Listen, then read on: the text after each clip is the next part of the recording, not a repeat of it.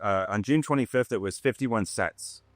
And Okay. today, 5.20, $5.20. So it's 10x Wow. to less months. So cult stock, I would define as being a durable compounding growth story stock. A meme stock, it's not going to be a layup to get to $500 a share, but there's definitely a way. I mean, I'm very bullish on Ethereum. I bought it at 1600 earlier this year, and so the first AI model we built in the first iteration in May of 23, we pressed the button to pump out the output. Like, okay, what stock should I buy? And like, not number one, number two on the list was Carvana. Welcome on the podcast, Eric. Normally you get like a big intro that you have a PhD and everything. I know that you're a fund manager, but I got like right into your stuff because I saw a video and you talked about cult stock. And I was like, all right, I gotta get a conversation with you because I'm from the crypto world, which relates to the meme coin world. And in meme coins, cult is like one of the stronger thing that move those ones. And I think in an attention economy, those cult stocks are interesting. So what is a cult stock?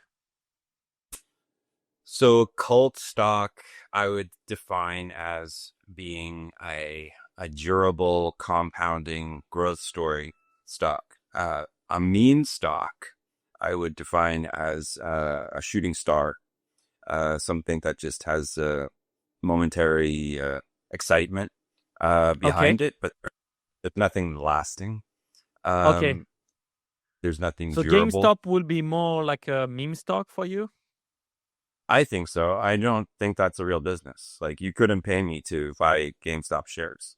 Um, I would look at all those other stocks that got popular in 2021. AMC, it's like, I don't know if it's a dying movie Yeah. theater chain in the United States.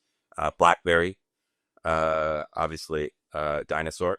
There was Bed Bath and Beyond. It was like another, Yep. went bankrupt.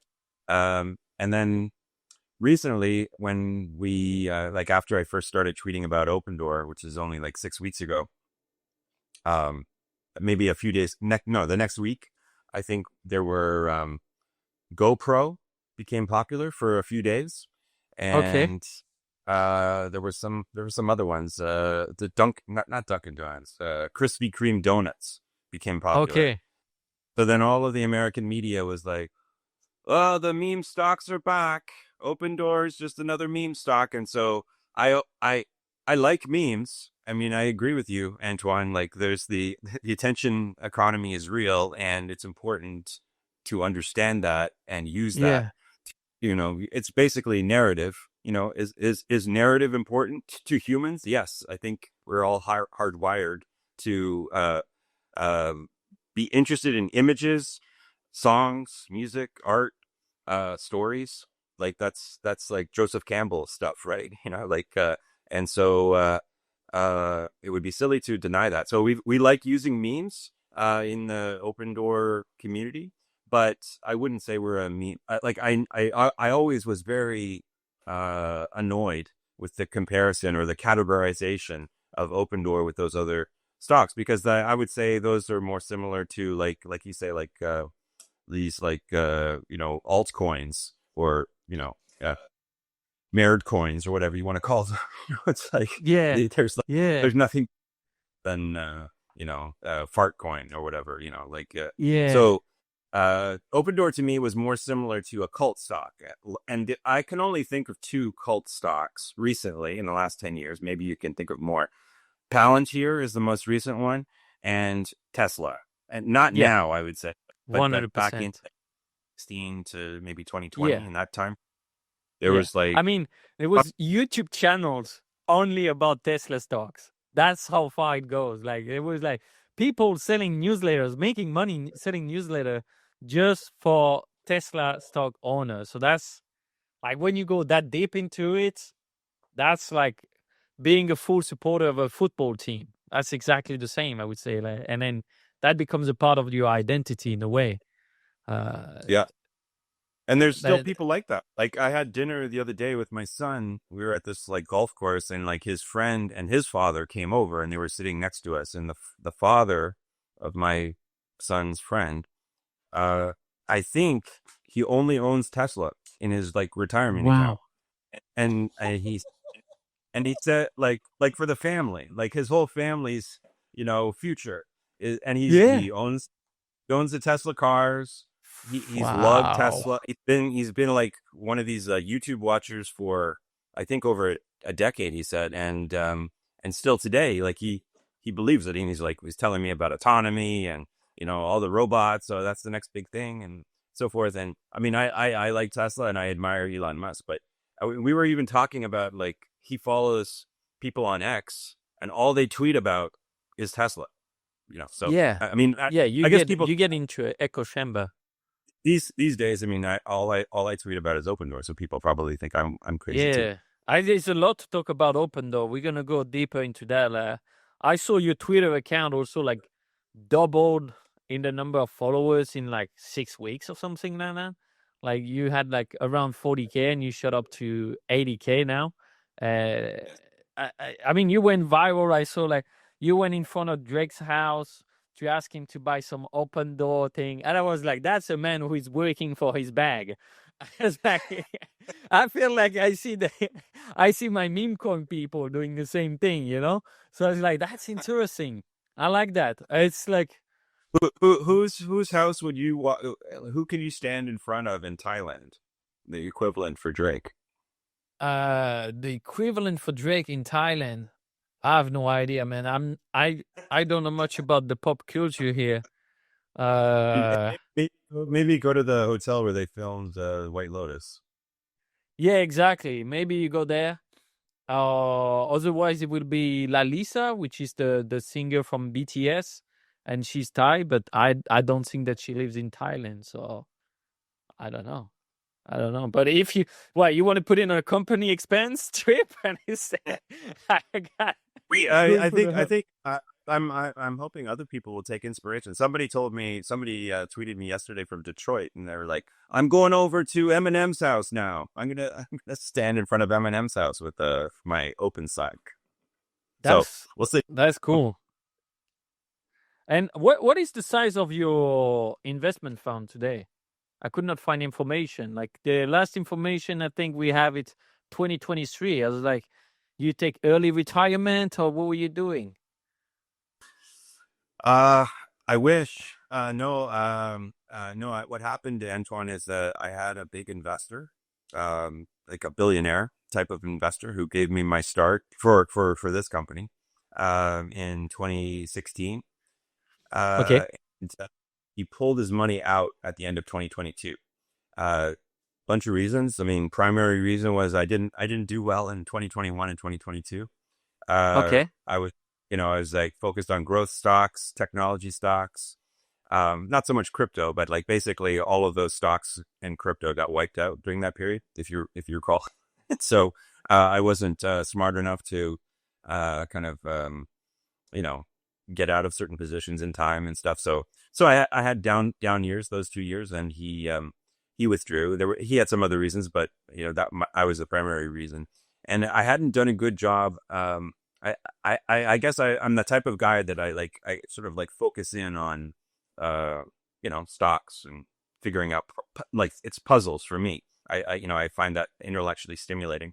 I'm not as good at marketing and all the admin and all the other things that you need to do and to be a successful fund manager. And so he was like 99.5% of my assets. I had a few other people Mm. here and there.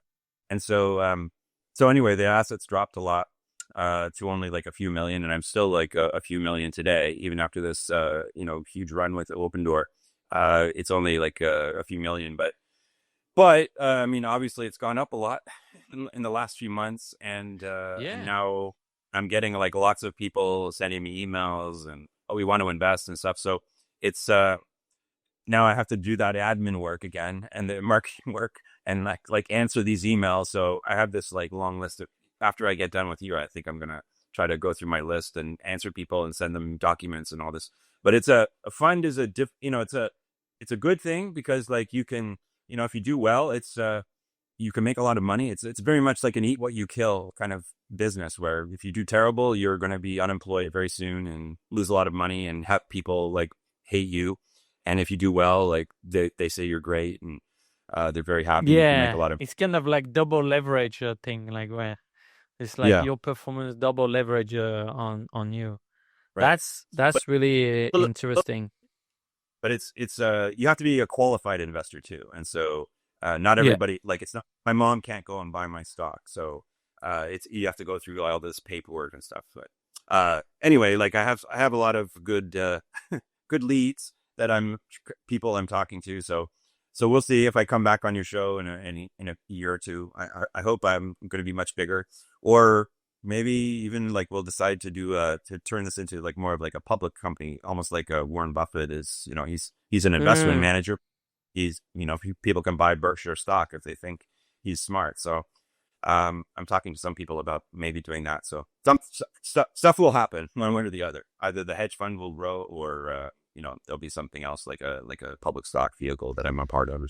And isn't it like if your hedge funds grow, like let's say, I guess like 100 million, something like that, how can you're going to be able to invest in those cult stock? Because, for example, what price did you invest in Open? Like, so just to give information for everyone watching, Open was like below $1 a few months ago, actually, like not even that long ago, and now it's at like $2.50 or $3, so it has like already a crazy growth. No, $5. Is Yesterday it that was five at 40. dollars? Nah, Yeah. that's No, crazy. So like that's like 10x almost already. no, it is taxed. On June 25th, it was 51 cents. And Okay. today, 5.20, $5.20. So it's 10x Wow. in the last 2 months. Now, Hey I, man, I bought it. I I, bought some Open yesterday. I see I'm up all right. 40%. All right. Oh. Yeah, I saw the video and then I saw your tweet like I was about to go at $5 and I heard what you talked about and it resonated with me. I was like, you know what? If I'm gonna get this guy on, I want to have money where Skin, my mouth skin in is. the game. We say skin in the game, Antoine. Exactly. I didn't put that much. I think I put like 10K or something like that. But I was like, that's crazy. So All you right. saw one of the videos before you bought? Yeah, exactly. Like I saw like a video that was like had like 5K views or something like that. And the title was like, okay, cult stock. I was like, and then I listened, I was like, yeah, that's that's what it is. I don't like, I think like people try to complicate stock markets because now like we had like a waves, right? Sort of like everyone went into S&P 500 pretty much, like most of the big funds, and then still like during the COVID mania, we saw like people getting rich investing into one or two stocks. So that's kind of brought back the quote unquote stock picking. But stock picking before used to be you're the guy who's like to do boring stuff and go through the numbers. However, today all the computer, they do all the numbers for you. There's all the calculations, so there's no alpha to be harvested, kind of like that, unless you find like tiny company in China mining coal or whatsoever. But still less alpha. And then we have all this dimension that changed the society, the hyper connectivity we have with each other on social media and how we transmit information. So that's why I find it interesting that you say like I'm not good at marketing, but I don't think you realize how like the growth on X or things like that. And then with video, it's what spreads. Like that's people, they like, okay, the older generation, maybe they buy because of what they see on TV, but all the other one, they don't do that. And people buy because they want to be part of something as well, be part of a story. It's the same as like, again, like I would say like tribalism for a football team or another thing. And then you except here, like what you put in, you can get something back. Like if the guy goes in front of Eminem's house and then it goes viral, that brings eyeball. And then why I bought Open is because I saw a video of you talking about it. So it goes again. And that's what GameStop started. That's like what it shows that it was possible. And I just think like, it's not think actually, is I know we're gonna see it more and more because that's what we are seeing. Well, I think you're right, but I would say that in America there's a popular steakhouse chain called Ruth's Chris Steakhouse, and Okay. one of the things that makes Ruth's Chris Steakhouse very popular is they understand it's about the steak and the sizzle. And so like the quality of the steak is always very high when you go there.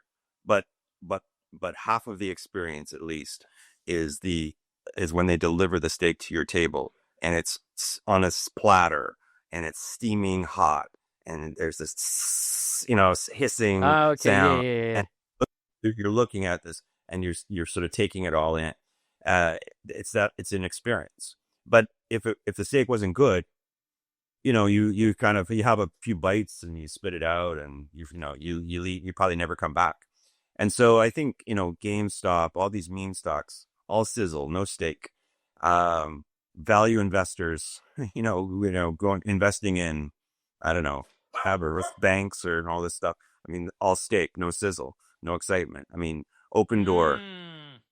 So, like, what's really, I think what's made Opendoor magical is that there's so many layers to the story. Of course, you're right that there's this social media aspect and going in front of Drake's house and all that is important. But if there was no fundamental, under overlooked story to the company, like to me, the comparison that I made it right from the beginning. I don't know if you're familiar with this company. It's called Carvana. It's an American company where they almost died a few years ago. They were a high flying growth stock. They went to $400. They were trying to revolutionize how you buy and sell used cars in America only through an e-commerce platform instead of going to the local auto dealer to buy your used car. And they had to raise a lot of debt to build out their national model. They, they were encouraged by Wall Street to grow, grow, grow. Don't make money, just keep growing, keep expanding. Um, they understood the sizzle part. They built these, like, they look like big bubblegum machines by the side of the road on the interstate. And they're but instead of gum, they have cars in them. And like when if you're in the area, you buy online a car from Carvana, they deliver it to one of these bubblegum machines. You go, you put in your coin, you press a button, and the car comes out, and you drive it away. And so it's part of the experience. But anyway, they were losing money. They go to $400. Then interest rates start rising around the world after COVID because they realize inflation's out of control. So all the growth stocks in crypto crashes. Carvana crashes from 400 to a low of $3.50 in December of 2022. And people thought they were just going to go bankrupt, and then that equity would go to zero. And then now they've come all the way back to Mm. 400. So I had traded the stock before, so I knew it. Then I got out of it, and then I was like, uh, I noticed, when after I had the big billionaire withdraw his money, I was like, what am I going to do? Oh my God, is my life over and all this? So I'm like, okay, I'm going to build an AI team at my company, and we're going to like build financial models and make me smarter and manage risk better and not have the kinds of down years like we had in 21 and 22. And so the first AI model we built in the first iteration in May of 23, we pressed the button to pump out the output, like, okay, what stock should I buy? And like, not number one, number two on the list was Carvana. And I was like, oh my God, this the model must be broken. And the guy's Aaron, I said, Aaron, can you take this back? Can you make sure that this isn't crazy? And Sending back to the kitchen. so, so yeah, it was like, at the time it was $11. It wasn't $3 like a few months before. So Aaron he always takes longer than I want, but he took a week to come back and answer my simple question. He said, no, it's right. You should buy Carvana. And by that time it was $15. And so I said, okay, well, I gotta eat the dog food here. Okay, I'm gonna buy it. And then it went from 115 to now 400. But that was a fundamental, there was a fundamental turnaround story, and that's the same thing with Opendoor. But the funny thing is, back then nobody cared about Carvana. I would go on Yeah. TV, I would talk. The hosts on the TV show would get mad at me for bringing it up. They said it's such a bad stock. Why are you mentioning it? Don't talk about it. We just want to talk about Tesla. NVIDIA and Apple here. And nobody tweeted at me. My followers didn't double. Nobody said, "Hey, that's great. I'm looking for the next Carvana, Eric. Thanks a lot for flagging that. That's a great opportunity you mentioned." Nobody cared because nobody Wow. thought it was possible that a stock could do that. But now, 2 years later, everybody. I don't think I saw anybody say anything positive about Carvana until it was like over $300 a share. It just grew in silence. And so I think, Opendoor is that kind of story, but now people have been trained to, or they can see that this is possible. So when I say, hey, this is the next Carvana, now like everybody, thinks that they missed the boat the first time on the first Carvana. So now they want to get the second Carvana. And so that's part of Yes. the FOMO. If you like tracking insiders in the stock market, well, you're going to love Stockchain because it does the exact same thing, but in crypto and in the fabulous market of meme coins where everything is about attention and insider movements. You can see directly the full level of accumulation and dumping that's been happening every day, depending of the coins. And on top of that, you have a live feed to know what are the insiders buying and selling, and even the accumulation and dumping live by the smart money. All of that into Stockchain. Stockchain.com. I'll link in the description as well. And enjoy the rest of this interview. Yeah, I think it's like in crypto, we always say like, all right, it's like be careful if it's the next thing, because then people will have a lower estimation of what they were thinking. I'm sorry, I had to check my my open stock, and I see and my order went through, so I am up. It did. Okay. Excellent. Good job. So I am up. But I bought less than I thought. It's fine. Anyways. Yeah. I mean, yeah, because you made that thing. So is Open was found by your model as well, or it was more like yourself on this one? No, like it was more of social media that reminded me about it because 3 years ago, I was on another podcast, like an American podcast, and we were talking. So this was in June 22, and this is like Josh Brown, Michael Batnick, Compound and Friends. It's like a popular finance podcast, and we were talking about how, oh my, crypto's down, tech is down. Is tech ever going to come back? Because everyone's always the prisoner of the moment, right? Like Yes. when COVID was going on and zero interest rates and all stocks were up, everyone was a bull. And then, and couldn't imagine that it could ever turn the other way. And then the same thing at the bottom, everyone's a bear. So everybody didn't believe that crypto would come back or tech would come back or anything. And so, they asked me on the show, like, okay, what stocks actually will come back? Name one stock. And so I said, well, I have two in mind. One is Carvana, and the second is Opendoor. And they both had, at that point, they were both like down, way down. And I sort of gave my arguments for why. And, there's kind of similar because Carvana's like I said, was revolutionizing used cars, but Opendoor is doing the same thing with homes. They're trying to disrupt the agents that, get in the middle of buying and selling every home and take a 6% commission for it, not doing much work. And so I gave my arguments, and they were like, oh, they're like, I can't believe it. You're, a stock that's down 99%. You think it's going to come back? Oh my God. Like that just doesn't happen. And then they were right. Like, because of the next 6 months, it just, both stocks just kept going down and down. And then finally Carvana, made the turn in 2023, but Opendoor didn't. Opendoor was like the biggest dog, and it just kept going, going down. And they got a new CEO. This Canadian woman got promoted from CFO. And she seemed like she was doing a terrible job because the stock kept going down. And I kept waiting and waiting, and then finally I got sick of it. I sold it, and I probably sold it like a year ago. And so then just a few months ago, or I guess in the spring, I was meeting with my team of like 4 AI engineers that have been working on different models in these last few years, trying to come up with something that's really good. And I said, hey, I think we're trying so many things. You're only four guys, and how about we just focus in on the one thing that we seem to do well, which is finding these 100x type of ideas. And Yeah, the so 100 baggers. 100 baggers, right? So the first two that we came up with were like Bitcoin mining companies that Okay. are in the process of also extending into AI HVC, so iron and cipher mining.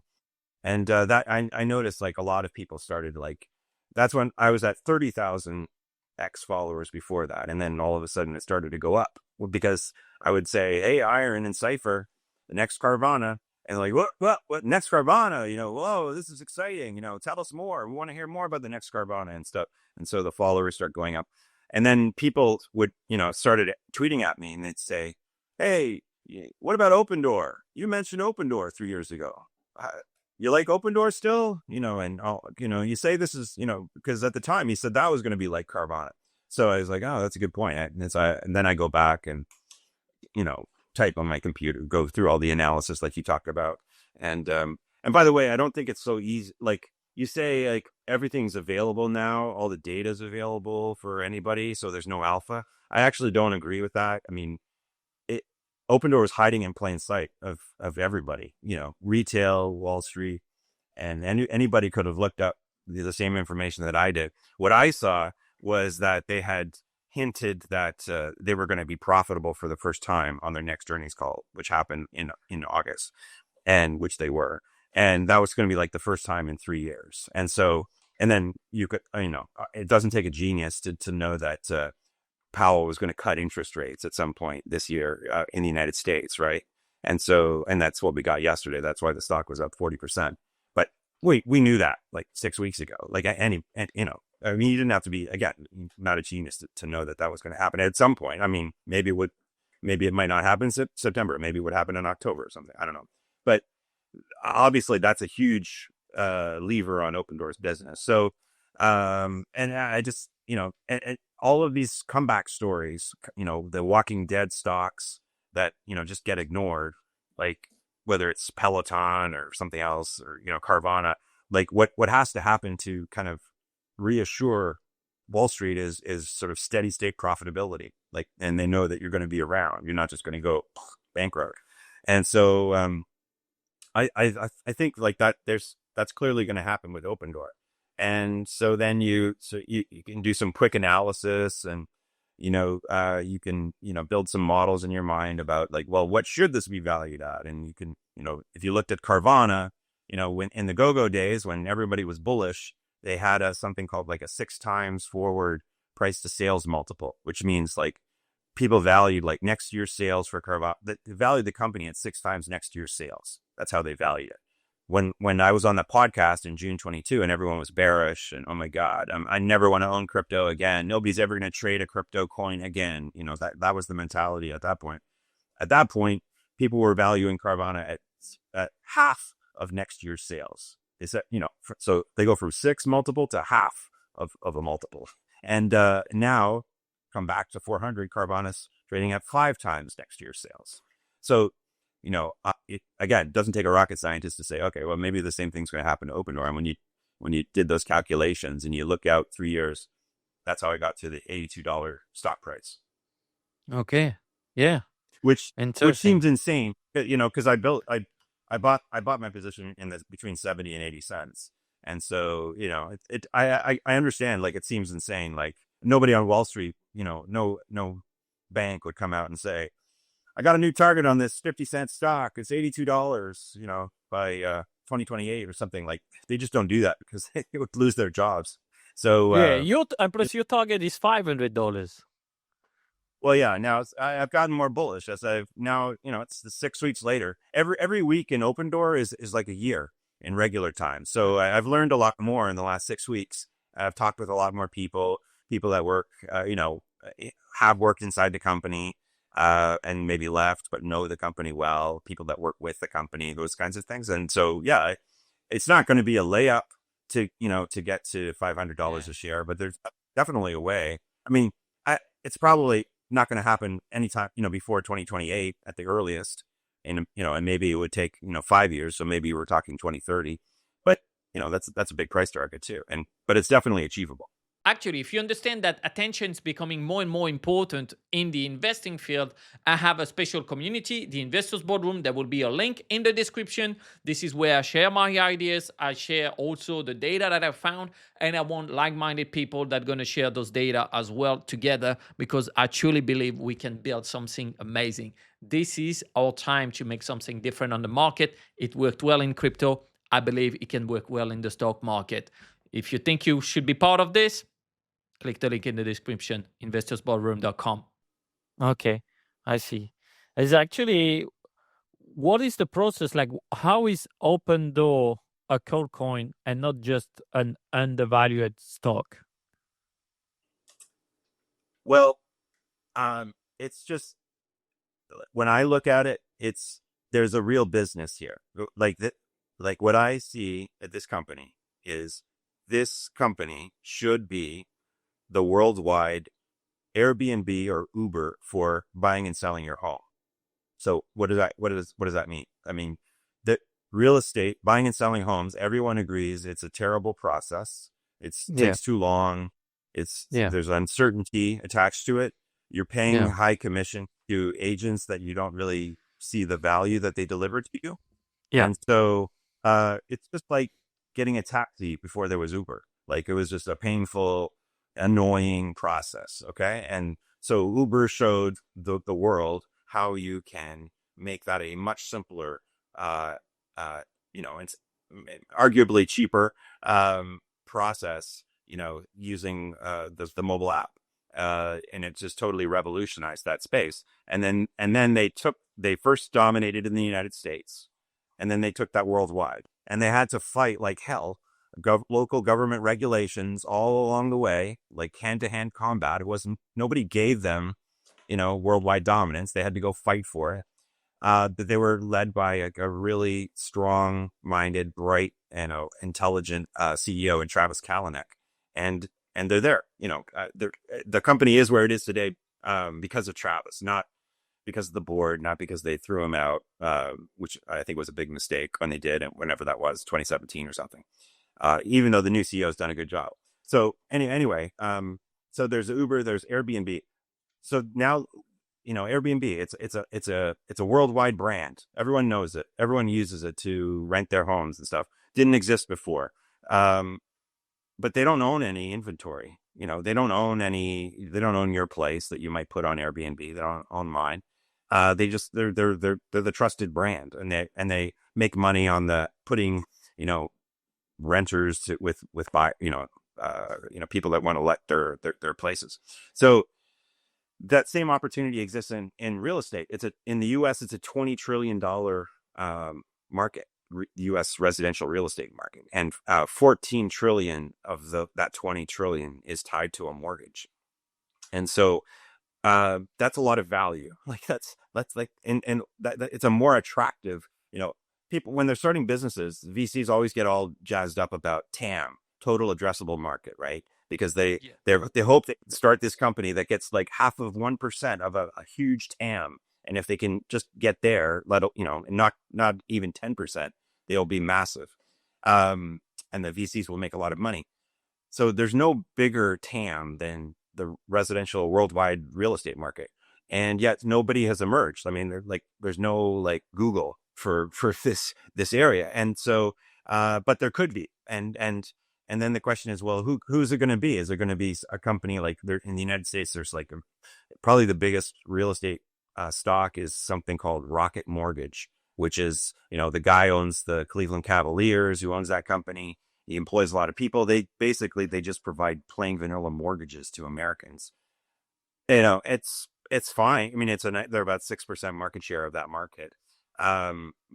But like, can that company be the Uber for global real estate? Unlikely. I don't think they have it in their DNA. Opendoor could be. So that, when I looked at the company, I said, forget that it's a 50-cent stock. Forget that they have a terrible board. Forget that they have this Canadian woman as CEO who, just shouldn't be there. She's not a tech person. Like she's not like a Travis Kalanick at Uber back in the day. But could this be? that Uber for global real estate, and I think it can. And I think the biggest advantage they have is that every year they get 1.5 million Americans who type into the Opendoor little website or app and request a bid on their home.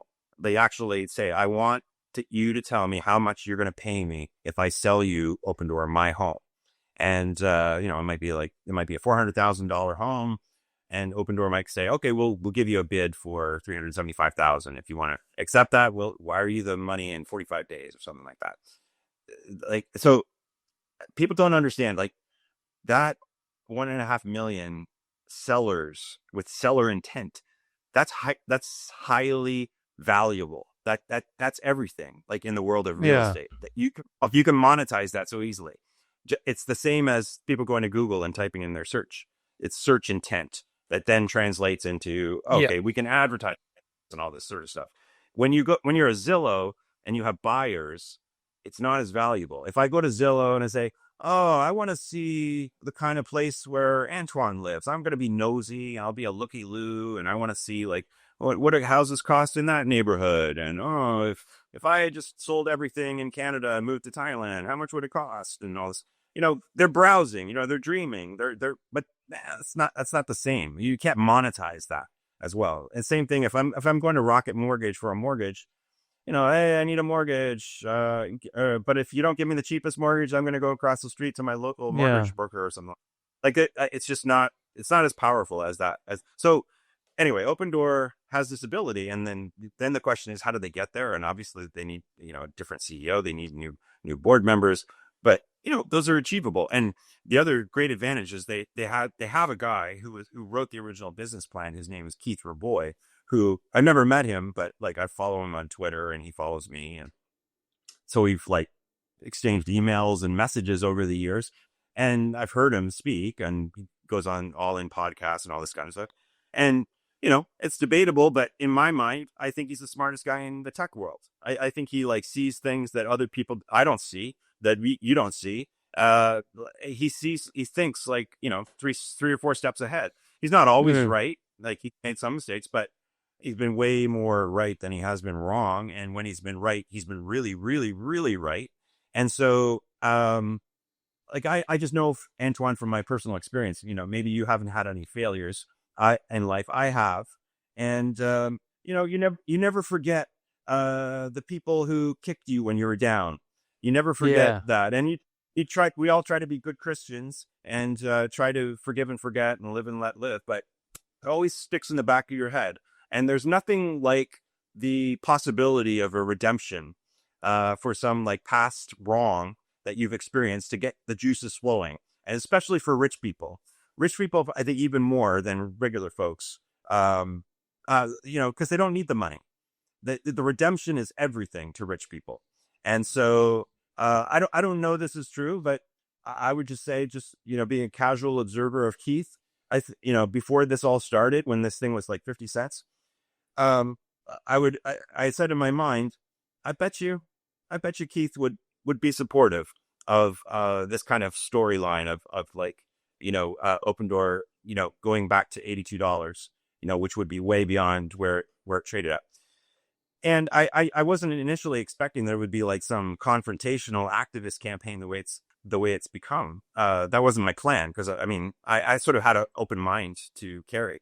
I was kind of going to wait and see, but she turned out to be just a terrible CEO. And I realized Keith also hated her, but Mm. justifiably so, probably. So when all that sort of started to happen, I sort of, I'm saying in my mind, I bet Keith will be supportive of me if I start speaking out and against Carrie and saying, like, there should be changes at the board and at the company. I started saying, like, they should hire someone like Travis Kalanick as the CEO. And anyway, he has been supportive, and that's been very helpful, because the board, can't say, "Well, what does this founder know about Opendoor? We're smart. We have a plan. This founder who wrote the business plan on a napkin 10 years ago, what does he know?" Like, you can't say that. You So look he like a got he fool. got like kicked out, or what happened to him, to the founder? I So don't think Casey I was the don't founder, right? he wrote the business plan, but he calls himself a co-founder, and there were other Okay. people that were co Yeah. Okay. people like Eric Wu was a co-founder, and he was the CEO for 10 years. Anyway, I don't exactly know, Antoine, what the whole story is in terms of in 2022. Obviously, the company wasn't doing well. They bought a lot of homes, in 2021, at higher prices than they were able to sell them at, and they got sort of stuck holding the bag. And I take it there was like some clash at the board level. Keith left, Eric left, the CEO. I think some other people exited, and Hmm. so I don't know the whole story. I mean, I'm sure Yeah. there's obviously Yeah. always But two. like, what? How does that make it a cult stock? So um I'm I guess my point is that there are many things that make it a cult stock. Um like you have to have a, you have to have a story where Yeah. like it's interesting that this could be the Uber of real estate. Okay. Okay. I never thought of that. It's interesting that Travis Kalanick could be the CEO. I don't know if he will or no, but he could be. There's an argument I can make Mm. about why he would want that job and why he would and why he would be amazing at that job. Hmm. Oh, I thought this was a crappy little company. Travis Kalanick. Huh. Okay. And then it's interesting that Keith Raboy, Eric Wu, and like some of the other co-founders could come back to the board and be involved in Yeah. revitalizing the company and get back to, you know, maybe $500. Oh, okay. So like, and then you got this crazy guy in Toronto standing in front of Drake's house. Oh, that's cool. Oh, that's it. Yeah. Like it's So all goes into it yeah. goes into the soup, right? You need it all to make the dish. Okay. So if I could summarize it, it's like what makes it cult will be all the narrative that can goes around and the adventure that we have in front of us, like the hero arc that Mm-hmm. may happen or not around the stock. The hero arc is a big thing. I'll make a prediction. Before this is all over, Chamath Palihapitiya is going to come back as an investor in this company. I Okay, don't know who he that was is, the guy. but Oh no, Chamath. Oh, okay, Antoine, come on. You know the All In Pod. You know the okay. All In Yeah, I Pod. know All in Pod. Yeah, yeah. I don't listen to it, but I know. Chamath, Chamath from the All In Pod. Okay, Okay. Yeah, I so see. Yeah, yeah, yeah. Yeah. The anyway, uh, he was the guy who basically when Opendoor IPO, they did it through something called a SPAC, yeah, and that was the Chamath. SPAC guy. Yeah, he's yeah.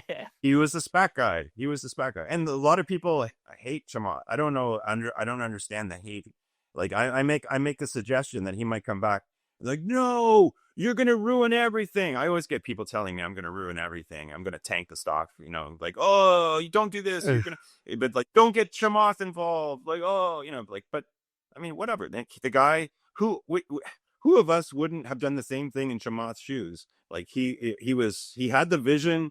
He was going to lead a bunch of SPACs. He led a bunch of SPACs. There was an appetite for it at the time. People were all adults; they could buy it or not. I mean, I didn't buy any of his SPACs. I bought a SPAC. I got hosed on it. Like in terms of my return, it was my fault. It was my mistake. That's part Yeah, of the yeah, reason why the left. Like, and I got to own it, and I got to move on. And so I don't think he did anything wrong. But again, he would love the hero arc, the redemption tour, arc. And yeah. so I just think irresistible by the time this is all over. Just yesterday, I think one of the reasons why the stock was up after hours was because Jason from the All In Pod announced that he had bought some shares. He only bought like $25,000 worth. But So I'm in the it's same code as him. and but just and that gets people excited. That adds to the sizzle, Yeah, right? Like yeah, you got to have the steak and the sizzle. yeah. I like that. Yeah, yeah. I see more and more the analogy now. That makes sense. I mean, we could go on and on about open because there is some stuff and numbers that I would like to explore that seems interesting. But I would like if to know if there was any other stocks and how could someone find those stocks, those cult stock. Well, I mean, cult stock is something very unusual. Like 100x stock on its own is unusual. Like that's very difficult. It's a pretty high ambition for me to say I'm going to only look for 100x opportunities because, to be honest, like that it doesn't happen very often.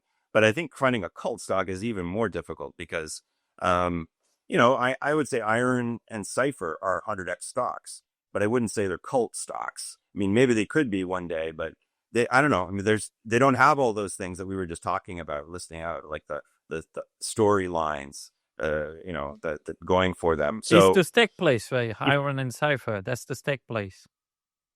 I guess so. Yeah. I mean, it's sort of like they have less sizzle, more Yeah. steak. Like it's Yeah. you go to this, you go to them when you like you just care about the steak. You just want a good steak, and Okay. Yeah.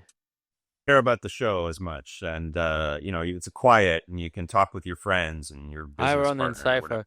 And how Yeah. do you find those cult stock then?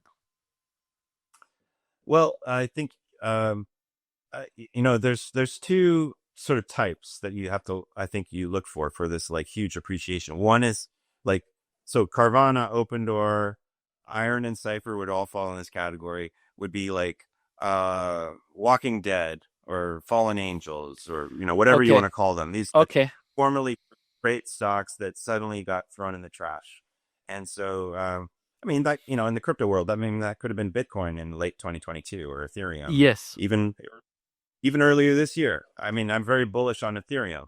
I bought it at 1600 earlier this year. I bought the ETF ETHA, and I'm still extremely bullish about Ethereum. But it was kind of like a fallen angel.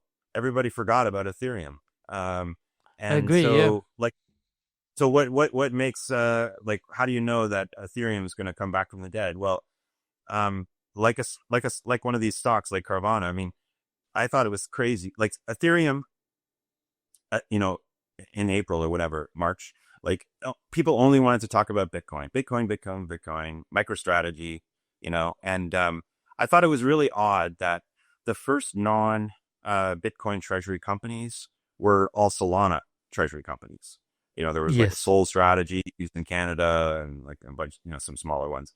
And I was like, wow, that's kind of strange. Like, what happened to Ethereum? Like, they sort of leapfrog from Bitcoin to Solana, and like now we have BNB, treasury companies too and stuff.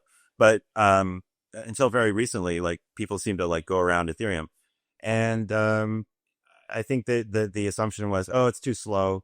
Oh yeah, Solana is the cool kid. It's like the good looking girl who just arrived in town and everybody wants to date her or something like that. And it's going to be the future. Who cares about Ethereum? It's old and clunky and won't work and stuff.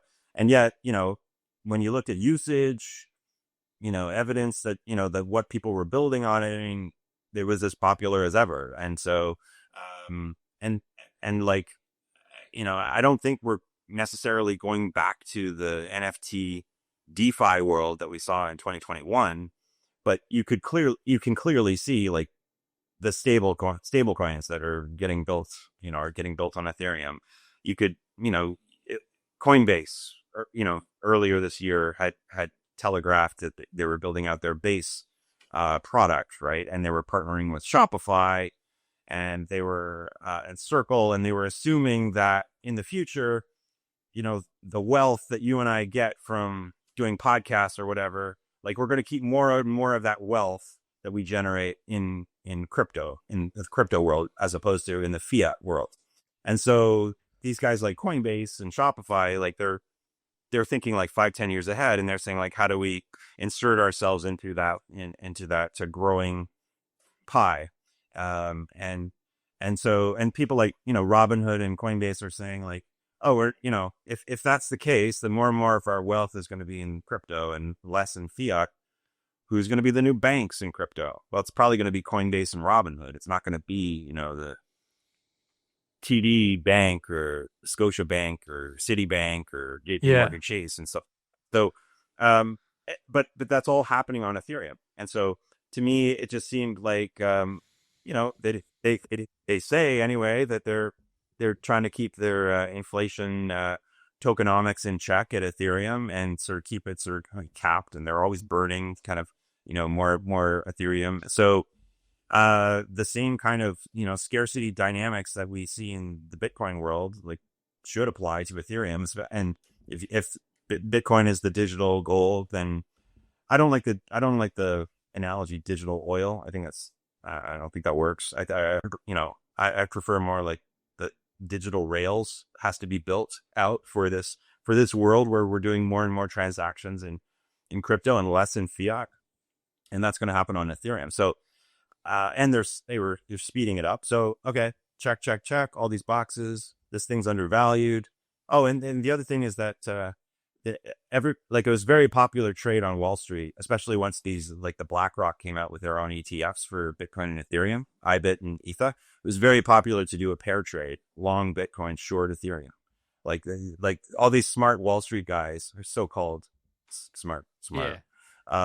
Uh, yeah, we're just gonna ride. We're gonna be ride the wave of Bitcoin, but then we'll be hedged, right? Because we'll be short Ethereum, because that's clearly like a less interesting coin than Bitcoin.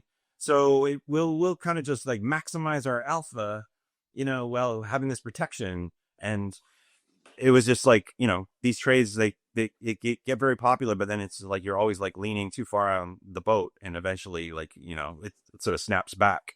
And the other thing I thought that is still going to happen, which is going to be very bullish for Ethereum, is that with these new ETFs, especially in the United States, the most important one is BlackRock by far. Like 90% of the assets in ETFs in the States for Bitcoin and Ethereum are in the BlackRock ones. I don't know why, but people prefer that. So I think it was in March, the guy is Canadian guy who's the head of digital assets for BlackRock. He went down to Washington, D.C. to give a testimony, and he was making the case for why the SEC should allow the Ethereum ETFs, including his, to stake, which they can't do today. And so the reason why that's important is that if they are able to do that, which they probably will be allowed to sometime before October, they can offer a yield tied to their ETF to investors. And this might not mean that much to you and me, but like there's a corner of the market in the US that just goes crazy for yield bearing ETFs. So the Ethereum ETFs have been far less successful from an asset raising point of view than Bitcoin, but I think that will change a lot when that rule change happens, and there'll be like fast rush towards those ETFs, and of course that's going to have an impact on the price of Ethereum. So anyway, like now I might be wrong. Like some of those things might not happen. Maybe Solana does, become like way faster and more efficient. Although it's a bit of a hog right now, to be honest, in my own experience with my data guys, when we've downloaded the Solana blockchain and tried to like analyze it, it's like you're just talking about petabytes that you're having to analyze. It's like so huge compared to Ethereum. Anyway, like, so I might be wrong about some of my assumptions, but like when I've got like 6 or 7 assumptions going for me that, if like 4 of them work out, the thing is like way too cheap and might go up. Like that was the judgment that I did with Ethereum. And that's, it's the same for like, an Opendoor or the next 100 bagger idea. Like it's sort of a mixture of just, you can use AI to flag certain things, like, trading volume in a stock or in a coin. But you have to do some, like, there is some human stuff that you have to do. That, I don't know. You gotta know like different, be able to, I guess, have the judgment to understand, like, oh yeah, this rule change at the SEC that could be very significant. I mean, how do you know that? I mean, some AI model doesn't know that. You got to use your brain to kind of judge whether you think that's important or not. Yeah, that makes sense. Yeah, I mean, yeah, I'm deep into on-chain analysis, so I know like a lot that what's happening on Solana and Ethereum, and I would say like they serve 2 different purposes in my opinion. And as you say, Ethereum has like massive transfers of stable coins and a lot of we don't even say DeFi anymore, but still people are using it mostly for that, lending, yielding a lot, also storing a part of their wealth into those stable coins. And then we see that on Solana it's mostly meme coins trading, like that was the highest part of the volume. Now we will see how long meme coins will last on Solana, how they will evolve, if there's going to be other thing. We don't know yet, but No, you don't hear about pump.fun much anymore, like you did at the beginning of the year. well, there's still like one of the biggest driver of volume in Solana. So I'm sure. they did, But I'm like from a guy who like keeps his head in TradFi as well as in crypto. yeah. I mean, for Like sure, I don't, like the like at interest. the beginning of Yeah, the year, this pump.fun, and like now probably for the last 4 or 5 months, not so much. it's interesting. Maybe you're gonna find them as a Walking Dead on your analysis at some point, because Yeah, they I have. wish. Well, I don't know. Maybe that'll be the next frontier is like I don't know. Like they released their scanning, token not so long scanning ago, right? altcoins. They Yeah. released their token not so long ago, and then it's been down, down, down, a bit up again. But they're working hard on like bringing live streaming and things like that. But we will see where it goes. Have to see like how the team push forward. They seem to be at least trying to work on it. That's really interesting. So we get like three companies open, and then actually you talked about coin. I saw like there was one of the stock that you talked about back then, which had a Yeah, fantastic growth as well. Coinbase. yeah. I bought them at, I think it was 38. I bought them at in, Wow. I don't, because it was like near the bottom there in whatever December 2022 or something like that, or January.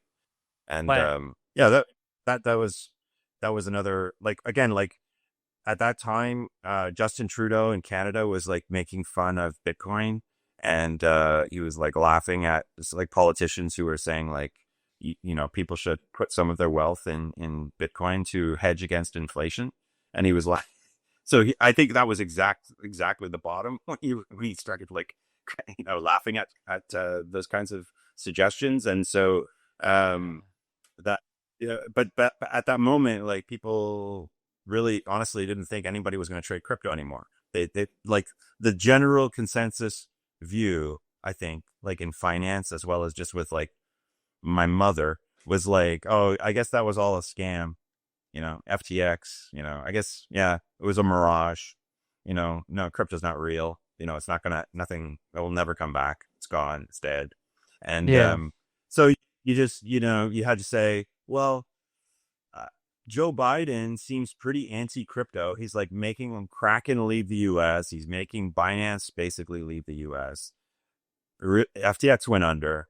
Like, it's really like, it's just Coinbase now in the U.S., and obviously they have their international business. And so in 3 years from now, is everyone going to hate crypto, or will volumes be up 30%? We know. Let's don't assume that we'll go back to the 2021 craziness, but like, are some people going to trade Bitcoin? I think so, and so like, I don't know. And then what also piqued my interest about Coinbase is that Fred Ursum is like the co-founder there, and he's still on the board. And Toby Luckey, who's the CEO founder of Shopify, is on the Coinbase board. And I noticed both of them as directors were making huge purchases of Coinbase stock in something called the 10b5-1 plan. So these guys, like, they make these plans up with the SEC in advance, and they say, hey, I'm going to buy some stock, once a month for the next 6 months or 8 months or something like that. And then they buy sort of the same amount of stock every month. And so nobody can say that they're like trading on inside information or something like that. Mm. And they were buying a lot of stock, and all, but they started buying maybe when Coinbase was like 60, all the way down to like 30, and then like back up to, I don't know, probably stopped buying like at 50 or something. So that's when Toby averaged into. And I usually that's a big buy sign when you see insiders Yeah. buying. Now the CEO didn't buy, Brian Armstrong. He's never bought a share once. When they went public, he sold a bunch of stock. He bought a huge mansion in the Hollywood Hills. He kept selling. He's kept selling the whole way. He's never bought a share. But it didn't matter because like most people don't buy shares. But just the fact that these two directors bought shares, to me, again, like that was like one of 8 things that made me think like, oh, this is a possibility. Like, this could be a major undervalued asset here. Yeah. That's interesting. I'm gonna check that. Yeah. So that's actually another point I'm saying. You're looking a lot at the people who are working in the company. You're betting a lot on the people as well. Yeah, it's better to have good people at the company than not, as I'm finding out at an Opendoor. I would much Yeah. prefer just for my next 100 bagger.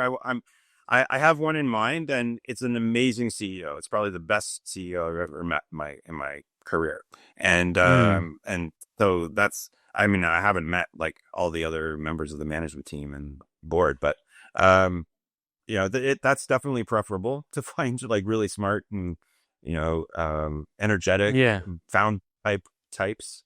Like I hate the attitude at Opendoor where they're just like they take 3 days to get back to my tweets. For like the CEO to send one tweet in response takes like 3 days, probably 60 people all giving their opinions about what she should say.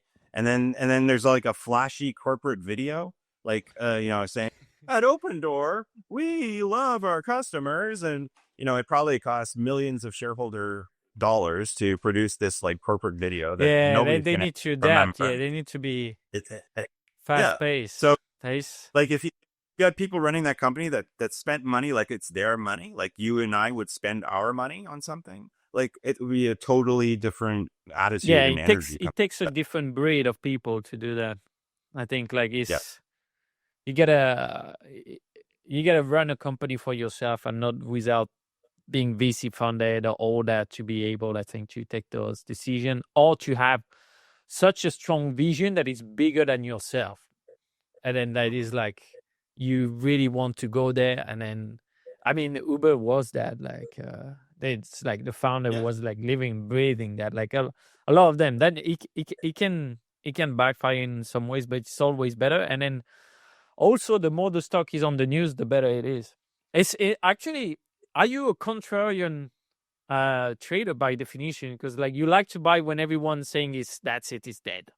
Like actually, Ethereum, it was funny. One of the biggest influencer, quote unquote, of Ethereum, he went to Solana and unpumped from live, and then to crash out about Ethereum that it was dead, when it was exactly the bottom. When it's like it marked the bottom perfectly. Yeah, and those are great signals. You have to look for those signals. You have to look for the people that are dancing on the grave of something. That's usually a great signal, counter signal to to Is to it buy. easier to Like, find? not easy, but you know, sometimes it's a personality. It's a person like who says that, and you have to pay attention. Like, remember Michael Dell? Um, Yeah. Making a joke that Steve Jobs should just put Apple into bankruptcy. Like that ended up being like a huge buying signal. Um, Steve Ballmer laughing at the iPhone on CNBC with Scott Wapner. He was like, when the iPhone just came out, and Scott Wapner says, what do you think of the new iPhone? And Steve Ballmer says, well, or what was your first reaction to the iPhone? And Ballmer says, $500 for a phone? I think we'll do just fine. Like that was a amazing like moment in history. Like, so you got to, I don't know, you have to have an ear for like when somebody Yeah. just something that you just think like, maybe that's just like a slight signal of hubris, and that there's something here on the other side.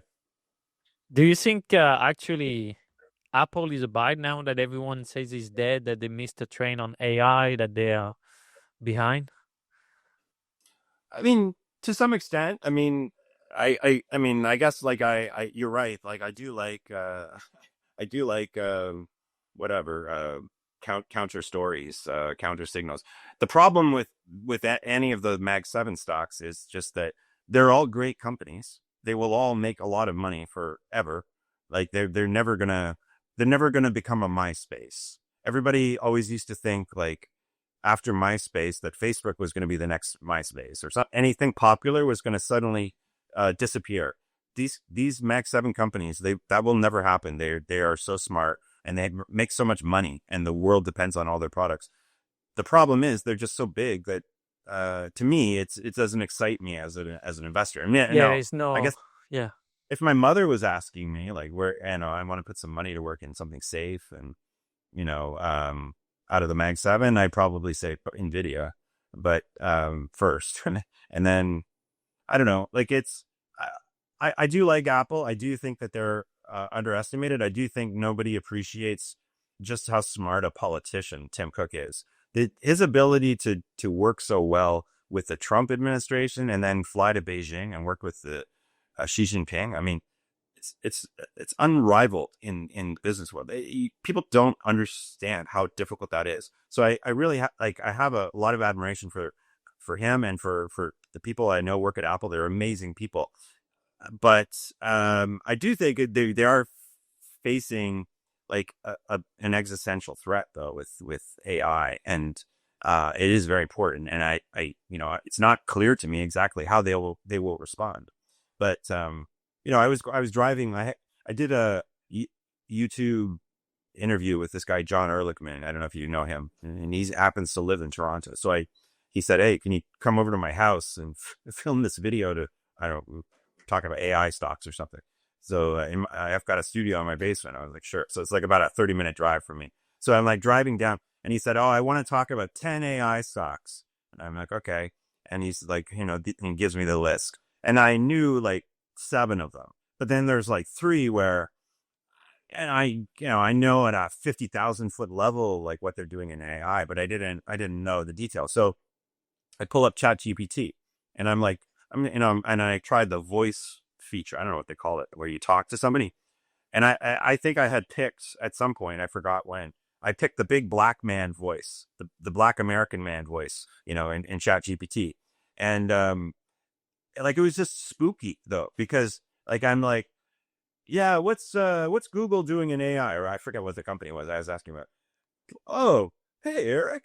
Yeah, that's a good question. Yeah, Google is doing a lot of good stuff right now. They got Gemini and they're doing this and like all these like weird intonations, like that sounds like a human, right? Like that's something you don't get from Siri. And then I'm saying like, oh yeah, hey, do you mean like this or that? Like I'd ask some clarifying question, and he'd be like, oh yeah, exactly. Like these sort of pauses and intonations, and it's just like, wow, like I really felt like I was talking to a human person. And like, and then I remember thinking like, oh, hey, where are my kids right now? Like, did Julian leave the house and is he on his way to his basketball practice? Because like I have an app in my phone called Life 360 where I track my kids around. And then ChatGPT comes back and says, "Oh, I'm sorry, like I don't have access to that app. It's because of privacy. Apple doesn't allow that, or they said something like that."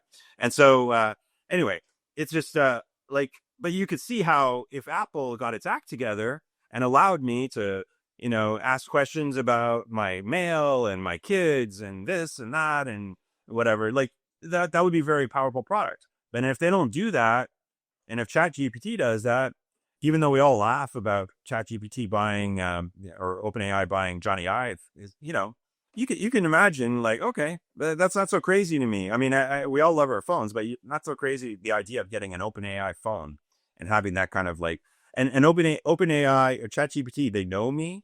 Like I've like told them all this stuff about like my grandparents coming from Ukraine to Canada and stuff, and like if I ever use some other, Apple's AI, basically I'm going to have to like, oh, let me tell you about my life story, Apple AI. So, me as well as ChatGPT knows me. Like there are some existential things that, that makes me, for the first time in probably 20 years, question, what Apple will look like in 5 years from now, Yeah. maybe.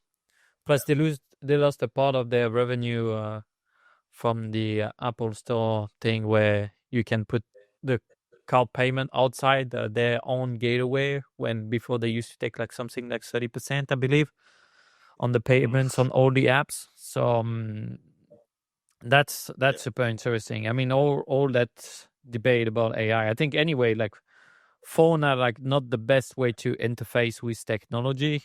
They're really good way, but yeah, maybe we're gonna go towards more some voice in some way. But then imagine if you're in the metro and everyone is interacting with their phone with the voice, that's gonna be a challenge. So then it's probably gonna be some hybrid thing, because when you're out the city, it's amazing. Like you can be walking at the park, you have the conversation with the AI, really brainstorming and things like that. But then if you live in a big city, we'll see how it goes. And then I mean, the same. I don't know how people do it in open space, but me, like I work in my own office, and I'm chatting with AI all the time, and then I'm using voice. I'm not typing anymore. So Right. if I was in an open space, it would be a bit complicated. Right. Okay. All right. So Definitely. we got a few stocks to look for. I'll do some research on that. That was like super Okay. interesting. I was wondering what made you have a contrarian angle like that? Is it like, were you bullied at school, or is it a past thing that you want the revenge from people who've been pushed down?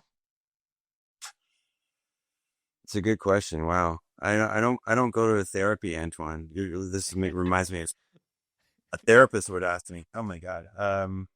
I don't know. Like, yeah, probably. You're probably right. Yeah. Wow. It's deep. Um, uh, didn't some great therapists come from France? I mean, maybe this is on the French quality of you coming up, but yeah, I don't it's know. probably I true.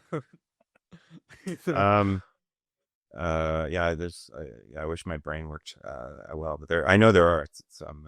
Anyway, yeah, I mean, yeah, I mean, I think I don't know, like I just find the contrarian side like more interesting. Yeah. Yeah, it is. Again, like you want to make the most money, and so Yeah. the way that you can make the most money in stocks or crypto is where the consensus is one way about some stock, and obviously the price is low and then or high, and then you take the opposite view, and then you see that to fruition. And so so I guess Yeah, that's it's amazing. always it's been I guess I've always been attracted to home runs. Like there's this baseball analogy, like Yeah. home runs and like grand slams. They call that when there's like three people on base and you hit the home run and you score, automatically score 4 points and or 4 runs, whatever. And like, and then there are a lot of people in Wall Street where just a few days ago, like a guy who's an investor in my fund, he sat me down because I had sent some email out like, oh, we decided we're going to only, look for 100 baggers from now on. And he said, Eric, I'm going to give it to you straight. You should probably close your fund down.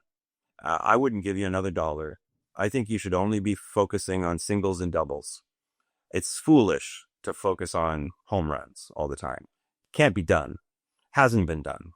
And I think you're just setting yourself up for failure. I think you should just go work at a bank.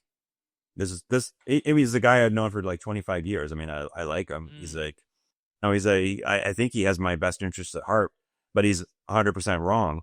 And so I said, it's like, well, thanks for the advice, but I'll take it under advisement, but I'm probably not going to follow it. So like, Yeah, that's you the only live normal once. You only live single. once. Yeah, yeah, exactly. Ah, that's amazing. Well, thank you, Eric. It was amazing All to right. have this conversation with you. Yeah. I really appreciate that you shared all your story and how you find those stocks. I think you might be onto something here. Well, let's hope so. It was fun. Thank you, Antoine. I enjoyed it. I didn't have to lie on the couch, but I probably got the same benefits here. That's true.